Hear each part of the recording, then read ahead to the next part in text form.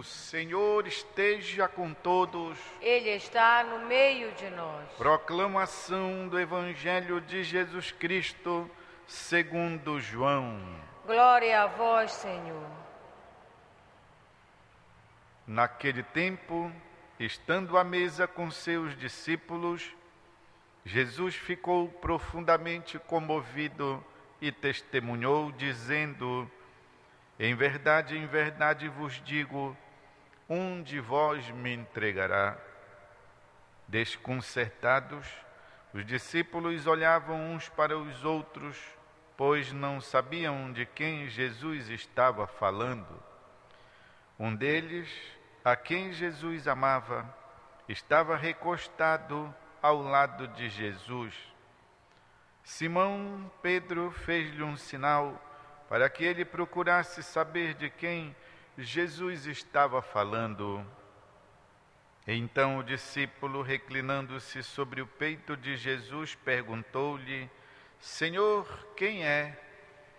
Jesus respondeu: é aquele a quem eu der o pedaço de pão passado no molho. E então Jesus molhou um pedaço de pão e deu a Judas, filho de Simão Iscariotes. Depois do pedaço de pão, Satanás entrou em Judas. Então Jesus lhe disse: o que tens a fazer, executa-o depressa.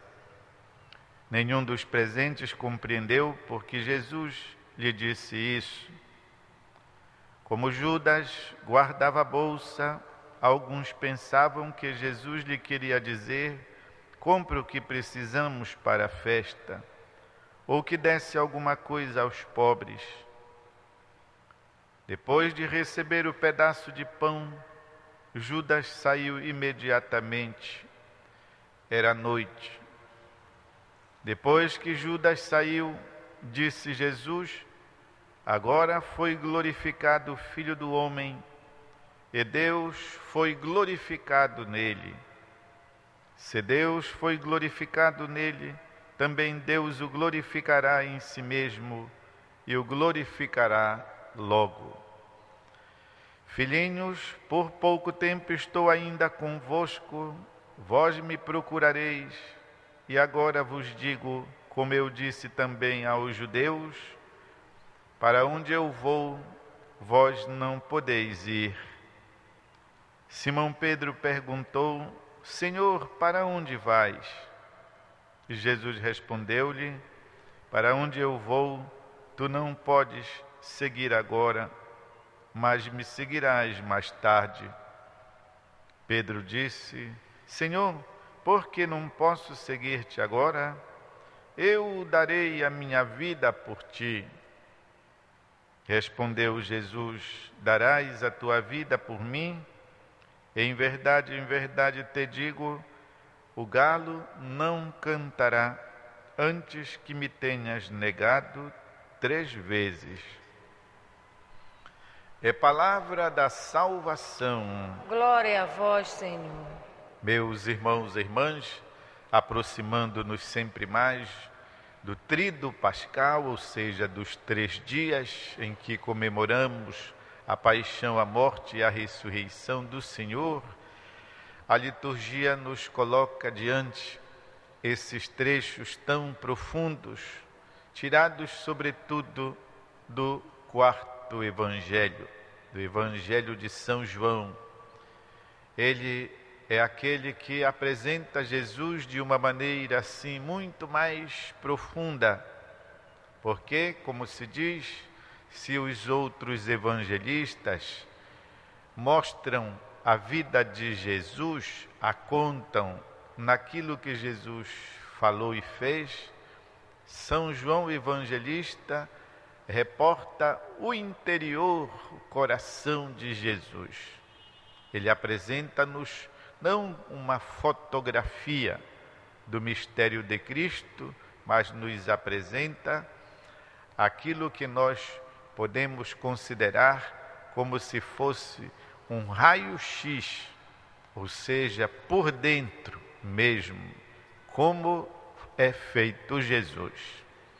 Donde então a profundidade do seu Evangelho, por ter sido composto num tempo já bastante passado, depois, por isso, melhor refletido, de modo que, disse o quarto Evangelho, é superior aos demais na grandeza e na profundidade da sua reflexão. E é assim que nós temos um trecho tão belo como este, que nos conta esse pormenor da ceia, ou seja, o fato do desconcerto dos discípulos diante da afirmativa de Jesus: um de vós me entregará. Assim, Jesus reporta e traz à luz a figura de Judas Iscariote, que aliás nos acompanhará nesses dias, porque iremos conhecendo sempre mais o mistério da personalidade desse apóstolo. O que interessa para nós também, meus irmãos e irmãs, é esta aproximação que nós temos que fazer durante esses dias santos do mistério de Cristo. Nós conhecemos assim a profundidade do evangelista e como ele nos apresenta, pois, o mistério da traição do Senhor. Jesus, no entanto, não se recusa a fazer revelações. Para onde eu vou, tu não podes seguir-me agora, mas me seguirás mais tarde. É uma maneira de dizer: Pedro, agora tu ainda não estás preparado para a cruz, mas seguirás por esse caminho direitinho. E sabemos que até diante da condenação de ser crucificado, Pedro dirá: não assim como foi o meu mestre, mas de cabeça para baixo, que é para eu não me tornar digno do modo como ele mesmo foi morto. E Jesus prediz assim, pois, a sua renegação. Não só Jesus prediz a traição de Judas, como a negação de Pedro. Existe, meus irmãos e irmãs, em Jerusalém, uma igreja muito bela, construída sobre um lugar interessantíssimo. Lá aonde Jesus foi preso, na casa de Caifás, que era aquele sacerdote em exercício, no tempo em que Jesus foi condenado e foi morto. Esta igreja tem um nome interessante, é um nome composto. Geralmente tem igreja da dormição, igreja da natividade, igreja do sepulcro. O nome desta igreja é a igreja onde o galo cantou, porque lá existe ainda uma prisão, lá onde colocaram Jesus, e ele passou a noite e foi preso lá, uma prisão onde o prisioneiro não podia sair, porque era um poço fundo, um buraco fundo, alto, portanto, da pessoa subir. E sabem como o prisioneiro era colocado ali? Como que através de um guindaste, atado em cordas. Se colocava o pobre lá embaixo e ele não tinha como sair dali, porque não tinha escada, não tinha mais nada que ele pudesse utilizar para fugir, a menos que criasse asas. Mas nenhum ser humano cria asas, Jesus também não criou, embora sendo Deus. E nos causa assim uma grande impressão olhar aquelas ruínas, saber que ali o próprio Filho de Deus, Salvador, esteve preso. O nome desta igreja se chama Lá aonde o galo cantou, porque foi ali que a empregada desconcertou Pedro, dizendo: tu és do grupo daquele Galileu. Não, não sou. Tu estavas com aquele Nazareno. Não, não conheço. olha que eu estou vendo pela tua cara. E ele disse: mulher, eu nem sei do que tu estás falando. E ao negar Jesus 3 vezes, o galo cantou, conforme Jesus prediz aqui: darás a tua vida por mim? Sim. Em verdade te digo, o galo não cantará antes que me tenhas negado 3 vezes. E lembrado destas palavras, diz o Evangelho, Pedro saiu assim um pouco para fora, para ninguém ver o rosto dele. E ele banhou-se em lágrimas, chorou amargamente. Meus irmãos e irmãs, tudo isso nos convida a nós também vivermos sentimentos de contrição na Semana Santa. E eu quero aproveitar a oportunidade para, aproveitando também o ensinamento do livro A Salvação Entrou Nesta Casa, o retiro popular do nosso arcebispo, Dom Alberto, para a quaresma desse ano de 2014, apresentar a última parte do livro, a Semana Santa. O ponto mais alto do caminho feito é a Semana Santa, que nos conduzirá à Páscoa da Ressurreição, coração da vida da Igreja. Começamos a festa do Senhor. Sim, Semana Santa não é tempo de tristeza, pois o Senhor venceu a morte e o pecado. Libertou-nos da escravidão, abrindo as portas da eternidade para todos os remidos. É a misericórdia de Deus que transborda para todos nós. Durante este período, o mesmo mistério de Cristo será visto e vivido a partir de vários ângulos, mas tudo faz parte da atenção materna da Igreja, que oferece aos fiéis este tempo forte. E depois dá sugestões de como podemos viver a Semana Santa. A família era bom que tenha ido para a bênção, a procissão, a missa dos ramos. De segunda a quarta-feira, as paróquias organizam as celebrações da Santa Missa todos os dias, como também oferecem a possibilidade do sacramento da penitência aqui em nossa Basílica Santuário, todos os dias, especialmente amanhã, quarta-feira santa, haverá outros sacerdotes da Arquidiocese que ajudarão os padres barnabitas no atendimento das confissões durante o dia. A quinta-feira santa pela manhã celebra-se a missa do Crisma, com os olhos destinados ao atendimento, às celebrações sacramentais. Quem preside esta celebração dos santos olhos é o bispo da diocese.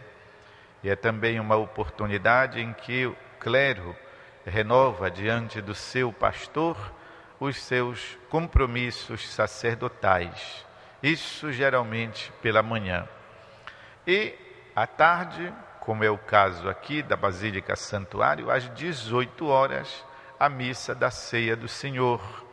A missa da Ceia do Senhor será presidida por Dom Teodoro Tavares, aqui em nossa Basílica Santuário. Da quinta para a sexta, a adoração do Santíssimo Sacramento, feita por grupos, por comunidades, por movimentos que existem. E aqui em nossa Basílica Santuário, da meia-noite às 6 da manhã, haverá uma grande vigília de adoração, todos convidados de um modo particular, a juventude, para assim passarmos a noite em vigília, adorando o Senhor no sacramento da Eucaristia. Sexta-feira se comemora a Paixão do Senhor. Na nossa arquidiocese tem a procissão dos Passos, que sai daqui da Basílica Santuário, o Senhor dos Passos, indo para a Igreja das Mercês, para o encontro com Nossa Senhora das Dores. Ao meio-dia é tradição o sermão das 7 palavras, neste ano pregado pelo cura da Catedral de Belém, Monsenhor Gonçalo Vieira, na capela do Colégio Santo Antônio. Às 3 da tarde, faz-se a celebração da Paixão. Aqui em nossa Basílica Santuário, ela será presidida pelo Padre Jefferson, às 3 horas da tarde. Adoração da Cruz, Santa Eucaristia. Depois, lá pela noitinha, faremos a procissão do Cristo morto. E depois, ainda, uma bonita encenação da Via Sacra na Praça do Santuário. Tudo isso sexta-feira. Sábado, dia de silêncio e oração. Deve ser dedicado à preparação da Páscoa. Aqui até mesmo uma informação de importância pastoral. Não é o sábado da Aleluia, e que já nos permite então as comemorações, as farras, as festas, nada disso. Sábado Santo, como diz o nosso pastor, dia de silêncio e oração, de recolhimento, porque Jesus ainda está morto. E na casa da gente, quando tem algum velório, a gente não faz farra, a gente procura prezar, respeitar a memória da pessoa que está morta. Lembrem-se todos que cada membro da família deve levar uma vela para a vigília que inicia a partir das 20 horas. Portanto, a vigília pascal começa às 8 da noite, aqui em nossa Basílica Santuário. E ali faremos as leituras, contando a história da salvação, cantaremos o Exultet, o canto pascal solenemente, cantaremos o Glória, benzeremos a água, enfim, uma bonita celebração esta da vigília pascal. E domingo de Páscoa, com as santas missas em todas as paróquias, a festa se completa com os frutos da ressurreição de Cristo, testemunhados na vida dos cristãos. Além da Santa Missa da Vigília, que será sábado às 20 horas, domingo o horário é normal, como todos os domingos, Santa Missa às 6h30, às 8, às 10, às 16h30, às 18 e às 20 horas. Toda a programação da nossa Basílica Santuário pode ser encontrado ali no folhetinho, que vocês podem levar consigo, no balcão de informações e também no site do santuário. E termina nosso arcebispo Dom Alberto com os votos de Boa Páscoa. Assim, tudo nos leva a Cristo ressuscitado, que Ele mesmo seja a fonte da graça e da vida para todos, e as pessoas que fizeram o retiro popular sejam em suas comunidades fermento de vida e santidade. Boa e Santa Páscoa.